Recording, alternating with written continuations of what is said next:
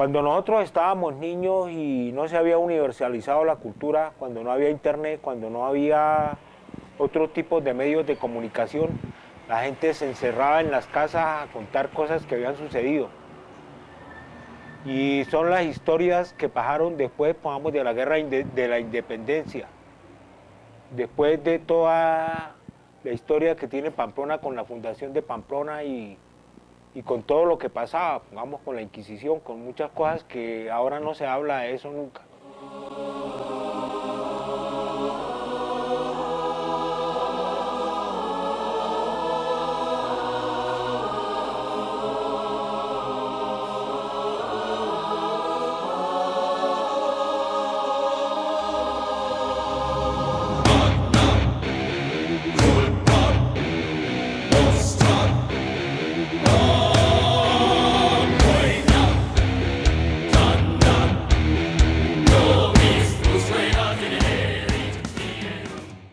Los mitos y leyendas tendrán mucho que ver en la construcción de una sociedad tradicional o de una sociedad globalizada, en donde otros mitos y otras leyendas de otros sitios van a constituir una parte importante en el desarrollo de esa sociedad cultural.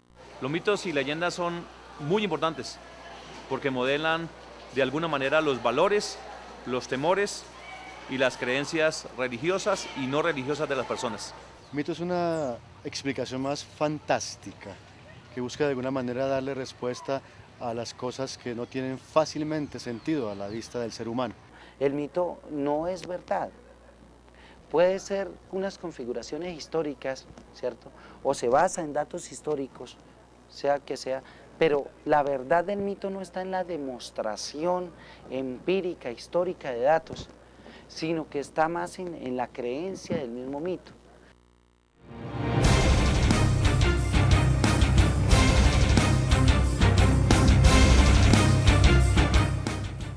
Pues para mí una de las cosas más representativas de Pamplona, y no solamente de Pamplona, sino de la América Española, es la Semana Santa. De los mitos más representativos que hay en Pamplona, pongamos el Señor del Humilladero, que es una leyenda muy antigua, que es desde el siglo XVI. La historia del huerfanito puede ser de los mitos más antiguos. Y de las leyendas, pues, hay leyendas como de las lagunas que existían en Pamplona, la laguna de Borrero y la laguna del Peñón. En el libro que Toto cuenta, hay una parte que se llama Leyendas, Creencias y Duendes. Habla, pongamos, de las tres piedras. Habla del Cristo del Humilladero, de la laguna de Borrero, la laguna del Peñón y la laguna de Fontibón. De la casa de los cipreses o la casa de don Nazario. De San Isidro de Santo Domingo. De Zulia, la hija de Cínera. De la mula maniada. De la gritona. Del compadre. Del espíritu de Margarita. Habla de duendes y del caso de una señora llamada Sarita. Cuando hablamos de mitos de Pamplona, realmente no son de Pamplona, son mitos que han sido heredados, ¿cierto? En un proceso de mestizaje cultural, de mezcla de símbolos. Sí, los mitos que nosotros tenemos son mitos religiosos y ustedes saben que la religión nuestra es la católica, que no es propia, sí, original de América Latina. Por supuesto que hay una gran diferencia entre los mitos y la religión católica, hablando aquí de la ciudad de Pamplona. Una cosa es, como decía, las diferentes explicaciones fantásticas que se dan a diferentes fenómenos de la historia cultural de Pamplona, y otra cosa es la real historia que la Iglesia Católica ha vivido aquí durante más de 500 años.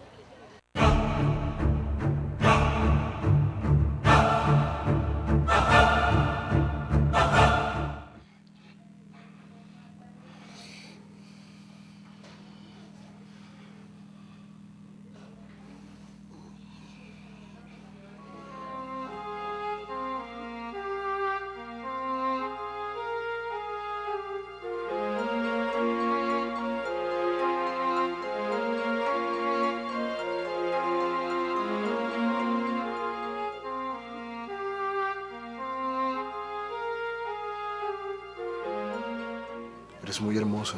¿Cómo te llamas? Me llamo Margarita.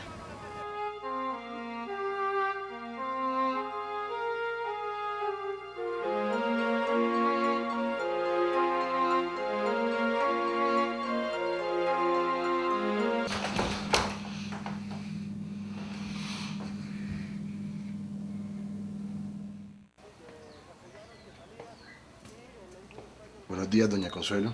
Buenos días. ¿Cómo está? Bien, ¿y usted? Muy bien, gracias.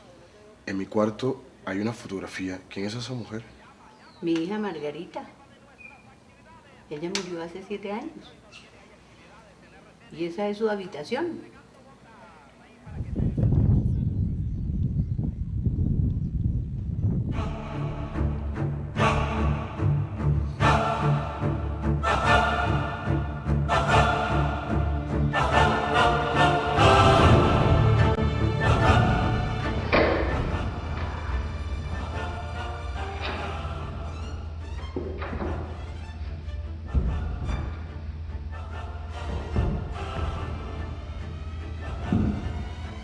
Margarita, ¿tú qué haces aquí?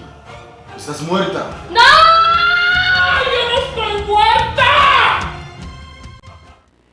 El mito puede ser profano en el sentido de que no sea católico, por ejemplo, ¿cierto? El Popol Vuh podríamos entenderlo como mito profano, en el sentido de que es un mito que configura una realidad por fuera de las creencias católicas. Pero también hay mitos católicos, por ejemplo, el mito del Génesis. El Génesis es mito, ¿sí?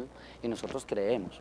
Mira, lo que realmente hace que un mito sea vivible no es que se narre, sino que se crea. Por ejemplo, en Pamplona se decía antiguamente que por la carrera séptima, o sea, esa que va hacia el Humilladero, de noche pasaba una mujer muy hermosa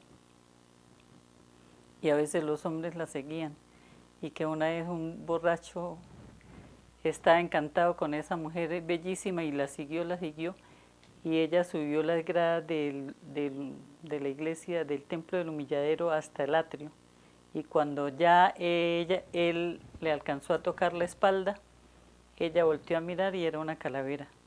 Entonces hubo una época en que los muchachos y los hombres trataban de no pasar por esas calles, y seguramente también no se emborracharían tanto por el temor que sentían al seguir a una mujer hermosa, ¿no? Acá hay una leyenda de que por el frente de esta casa, desde el Humilladero antiguo hasta el Puente Bolívar, salían constelaciones de ánimas y que pasaban por encima de los borrachos. Dice que los borrachos tenían una diversión de venir a molestar a los muertos, a gritarles cosas en las puertas del cementerio, y que de pronto ellos veían bultos de esqueletos que les salían y les pasaban por encima. Pues decían hace mucho tiempo que allí por la calle que hoy es la Celestino Villamizar, había un chorrito de agua. Y dicen que una mujer pues mató a un niñito y luego se arrepintió. Entonces todas las noches llegaba ahí al orillo del agua y lloraba y lloraba y lloraba. Yo me quedé una vez en una casa cercana y no sé si sería que todavía era muy inocente, ¿no?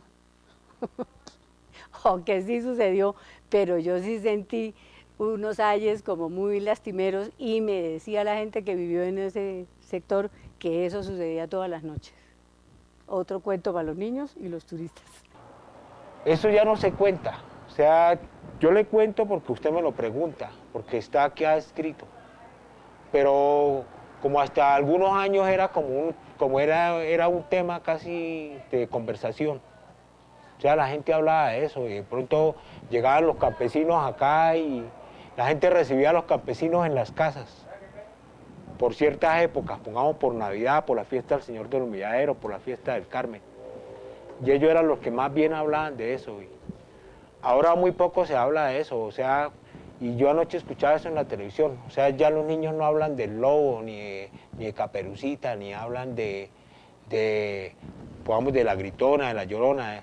Ellos hablan, pongamos, ya hay otros enemigos, ya hay otros miedos, como perder el agua, como la guerrilla, como no sé qué, y así.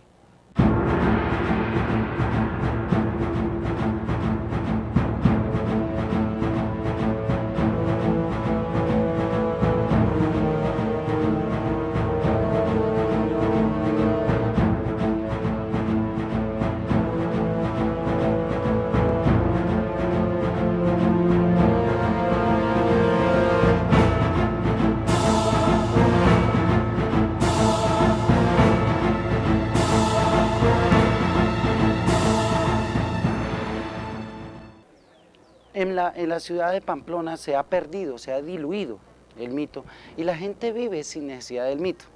Desde esa perspectiva mantengo la tesis de que no tiene la misma importancia. Para la vida de la gente no, ¿sí?